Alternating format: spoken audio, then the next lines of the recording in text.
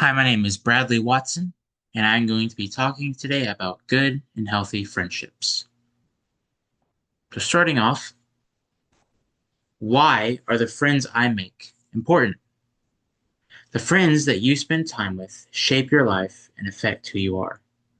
1 Corinthians 15:33 says, "Do not be deceived. Evil company corrupts good habits." You see, a lot is determined by the friends that we make. The friends that we make, they affect us.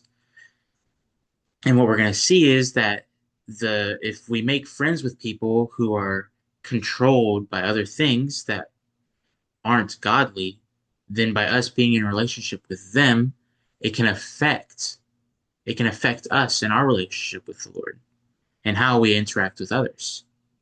Proverbs 13:20 says, "He who walks with wise men will be wise, but the companion of fools will be destroyed." Same here. Those that make companion with people who are not of God will be destroyed. But those who walk with the wise, those who are friends with those that follow the Lord and are pursuing Him and being Christ like, will not be destroyed. And so I'm going to offer a couple of filters that will help us with the friends that we are making. So, first off, we're going to be avoiding lazy people. Second Thessalonians 3:10 says, "For even when we were with you, we commanded you this: if anyone will not work, neither shall he eat." We see that the lazy deceive themselves. The lazy don't advance or prosper. The lazy are self-destructive, and the lazy is uncorrectable. The lazy are destined for failure.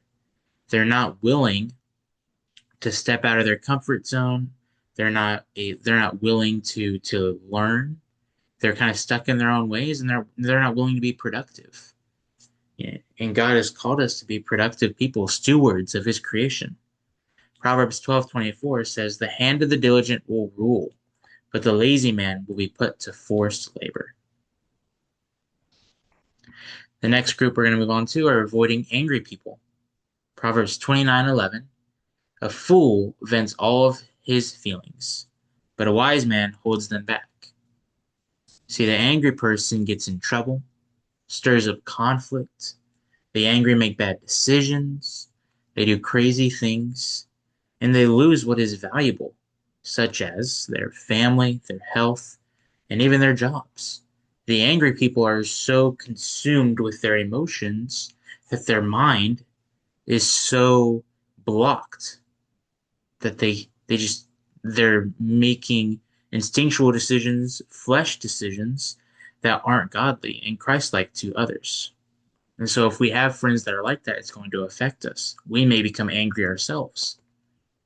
The next group of people we want to avoid are the immoral people.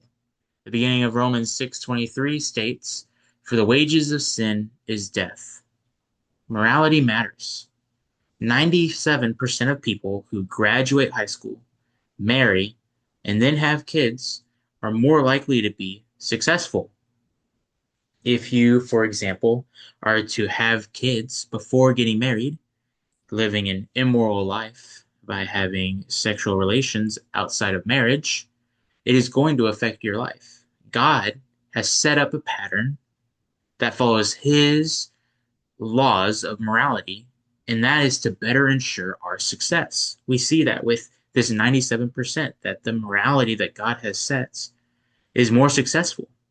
Samson, I believe, is a perfect example of this. Samson, being blessed by the Lord, being a judge, fighting for his people, lost his strength by an immoral relationship that he had. He lost everything because of his decision to be in an immoral relationship. And finally, the last filter is we're going to be avoiding greedy people.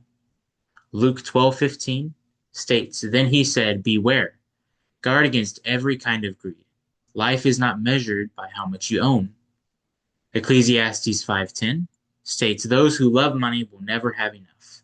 How meaningless to think that wealth brings true happiness.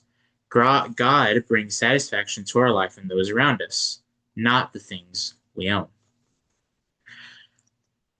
You see, the things that we own, greedy people, they're gathering money, their desires, the things in this world, and as we gather them, we think that we're going to have them forever. But that's not true. The things, the money, the things of this world are not eternal. What is eternal is God. And the people in this world, people are eternal. We get to spend eternity with people in heaven. And so we should love people and use things because the people have the eternity. The things don't. We shouldn't love the things. We should use them. And then we should love the people and spend more time with them. So I've provided a couple of filters for how to make friends and how to have healthy friendships with others. I hope that it's been helpful. Here is the resource that I used, and thank you for listening.